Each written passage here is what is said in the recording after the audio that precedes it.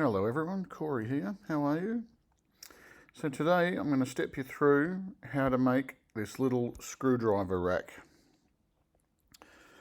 It's got some letters that are pronounced extruded out on the face. It's got a couple of holes in here to put your screwdrivers in. It's got some mounting holes and a few little radiuses on the corner. So there's a few little steps involved. Let's get into it and create this. So we'll just close the eye to that, so we'll make that disappear. We go up to create sketch is what we want. So we click on that, create sketch. We want to create a sketch on a plane. So we'll pick a plane. Now we'll go to 2-point rectangle. Click on that. And I'm going to make this approximately 35 millimeters, 4 millimeters that way, and then I hit the tab button and it will move the dimension to the opposite side of the, like for the height that we want. So I'm going to go 35 and I'll go tab 4, so 35 by 4, hit enter, done. Now I want to replicate that again, so I'm going to go from here. It doesn't matter where you go from, you can make this any size you like. These are just sizes I'm throwing out there as an example. So we'll go this way again, and we'll go, the highlighted one says 5, so we'll change that to 4, hit the tab button, and we'll change that to 35, hit enter. So now we've got our basic sketch shape, and that is in like a 2-dimensional plane. And I'll just push the left button on the cube up here just to realign everything. Now I'm going to hit the letter E for extrude. So hit E and then choose the faces that you want to extrude. So this will actually convert this 2D sketch into a 3D shape. Come over here to these little settings on the side here. Now I want to go symmetrical, so it extrudes even both ways, and we'll make this 100 millimeters. So that's 100 millimeters from the center out, so 100 on this side also, so we'll have a 200 millimeter length overall. Then I just hit OK. And then we have our shape, our basic angle shape. Now we're going to put some holes in it. So I'm just going to switch this around the cube to hit the top so I can see the face that we want to put the holes in. Now to put holes, there's a few different ways, but we'll just start with what I find is the easiest way.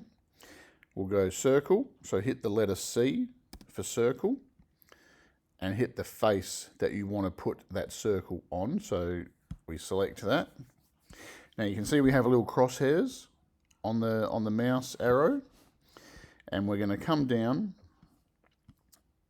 and that green line is actually our center line of the product because we extruded it evenly from both sides. So we're just going to pick a point anywhere you like here. I'm just going to go right there. Click, drag that out to the size hole you want. Now I'm just going to go 12 millimeters for a hole, which I think is plenty big enough to fit your average screwdriver in. Then hit enter. Now we have a sketch of a hole on that face. Now we want to make that hole an actual hole. So we hit extrude, like the letter E for extrude. Select that face, like that. Now if I pull that arrow, pull it up, it'll create a body. But if I pull it down, it'll create a cut. So you can either just pull the arrows whichever way you like, or you can type a dimension into this little window here. And you come over here and you make sure that you've selected cut. It does pre-select cut if you pull the sketch through a body. If not, just make sure that it is selected and then push OK, and you have a hole. Now we want multiple holes through this face here. So we're going to go up to Create, this little Create window here, open that, come down here to Pattern. Now there's a few different options in Pattern. We want Pattern on Path. So select that, come over to their Pattern on Path window. Now it is selected on faces currently. You do have a few options in there, as you can see. So, but we want faces. So we select the face. Now that inside of the circle is the face we want. So we highlight that. Now we need to select the path, so the direction that the circles are going to travel. So in this case, we want a path along the length of the object. So we'll just hit that. Now it gives you an arrow to drag or a dimension. So we'll drag to get the arrow started like that. Now you see how it's just brought it onto one side from the center line? That's because over here we have one direction selected. Now if we choose symmetrical, it drags it out to make it even on both sides. Now I'm going to change this measurement here to approximately 190, like that. Right. And then we're going to increase the number of holes.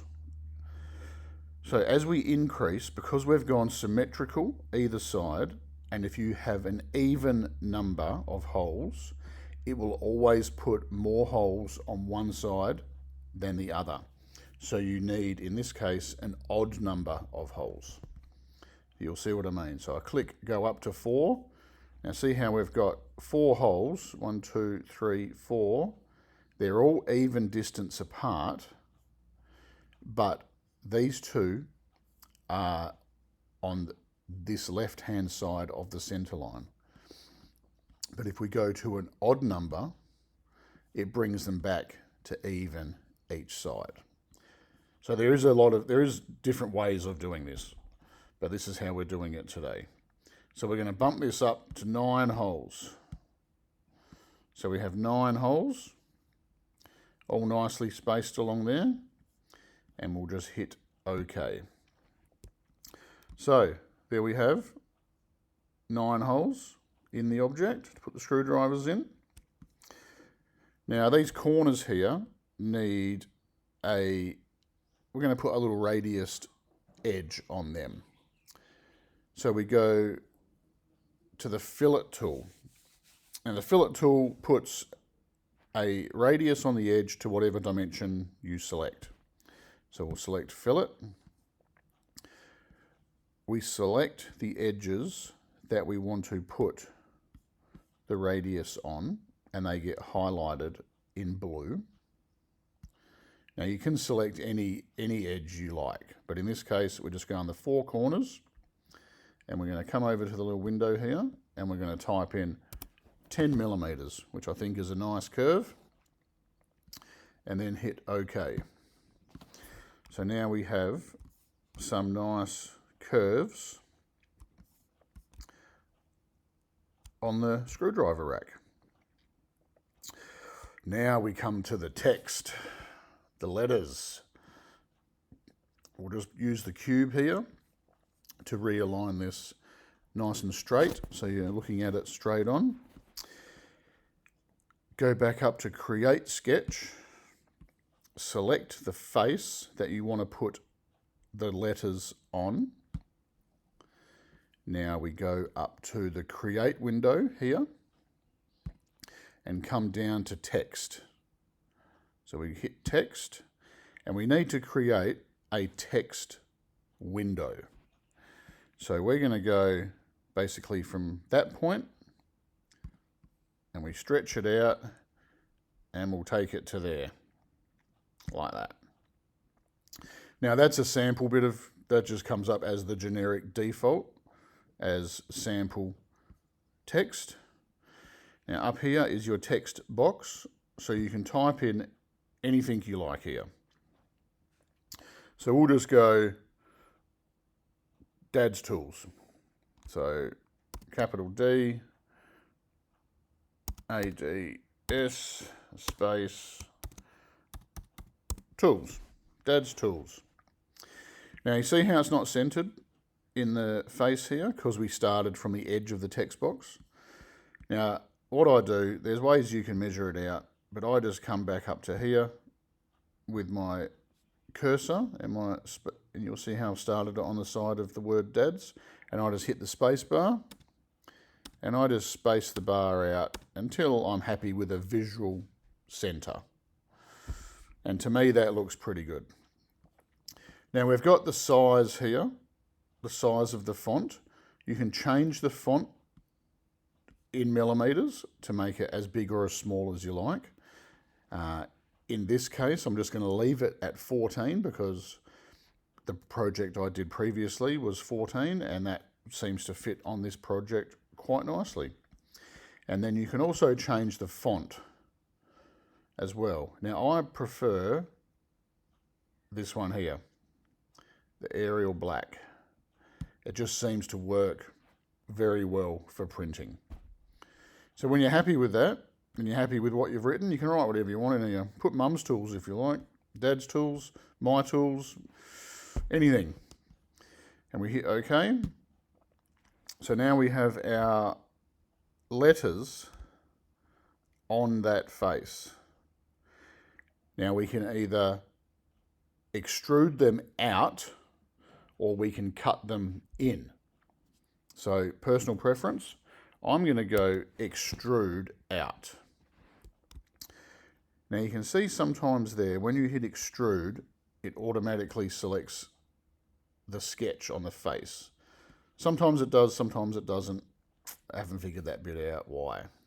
But we just hit the X button and it gets rid of that. And then we can select the letters. Now I'm going to extrude these letters because I think that looks pretty cool. We'll start with 5 millimeters. I think 5 looks all right. We might drop it back to say 4 because it's only a small little tool rack, right? So we're happy with that. Dad's Tools, that they've been extruded out and they're joined to the body as opposed to like a new body, which would make them separate. That's a whole nother lesson. So we just go with join. Now let's have a little play with this taper angle thing here. So the taper angle is the angle at which they get extruded out. So picture like a funnel. So a funnel comes out, right? So we can either do a negative taper angle or a positive taper angle. So we'll just start with 10 degrees, right? And I'll just come onto the side here. I'll zoom in a bit. Now you can see how that's the taper angle, how they've been extruded out on an angle. Now, don't worry about this window down here. That's fine.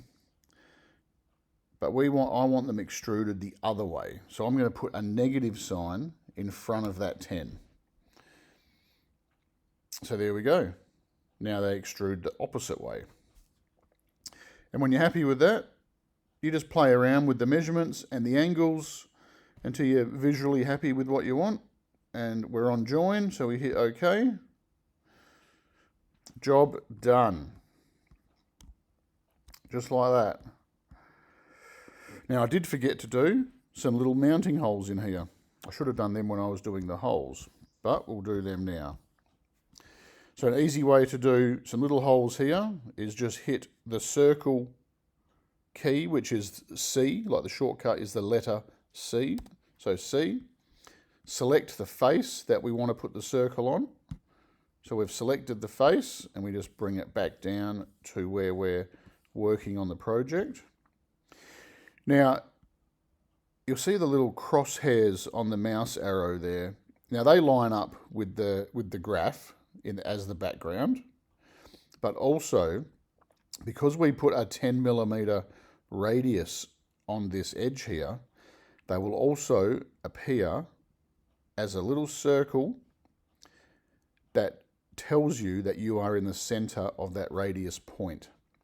So we'll click that and we'll drag it out, and I think we just go 5mm diameter for a hole, hit OK, like enter. Now we hit E for extrude and we select that face, and again we drag that back through to create a cut. So either drag through or type in a dimension to the thickness of your material. So the thickness of the material or more will give you a hole all the way through. Double check you're in cut, and the red area here indicates that it's a cut procedure anyway. So then hit OK, and you have a hole here. Now we need a hole down the other end as well. So you can repeat that process of what I just did by pushing C, selecting the face, and then doing the hole. Or another way of doing it is come to create mirror. So mirror, and we want it selected faces, and it's already pre-selected for faces, and there is other options under that window. So we'll just stick with faces. We come to the face that we want to mirror, so select that, and you can see that that has been selected. Now we want the mirror plane.